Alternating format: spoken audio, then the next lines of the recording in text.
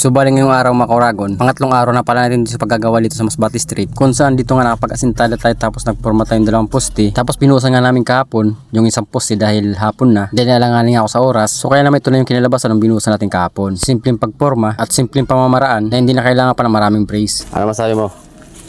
Ayos. Ayos. Okay.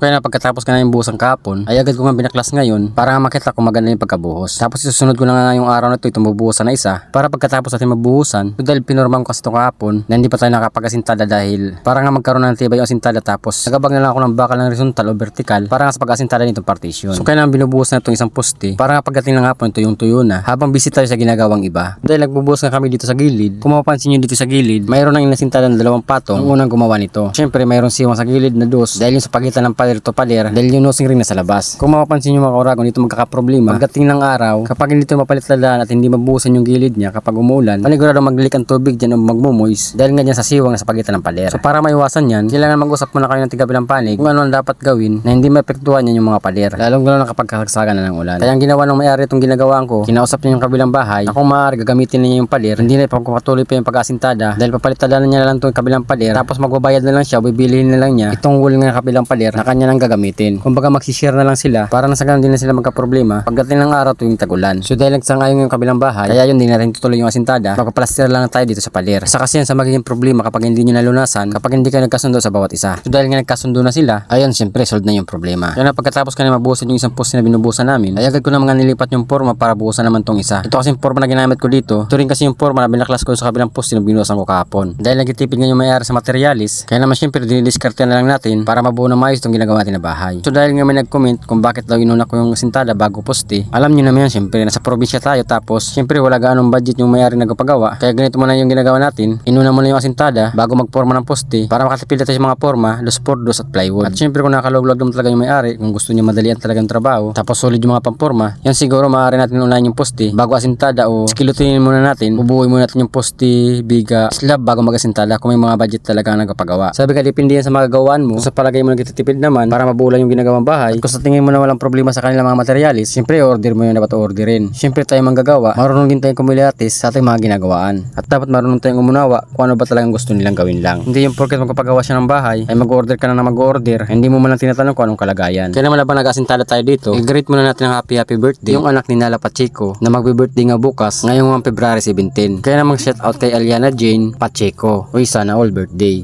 At shoutout kay Jamie Dinilla, at kay Jefferson Roman, at kay Christian Tortosa. Kaya nang patuloy nito sa pag-asintada dito sa kabila na, at nagabang na tayo ng mga bakal para sa lababo, para sa partition ng CR, tapos agad naman tayo lumipat dito sa kabila. Para nga masintadaan na rin, para bukas continue pa rin tayo pag-asintada, para makapag-abang na rin tayo ng bakal, para nga sa lababo dito sa kabila.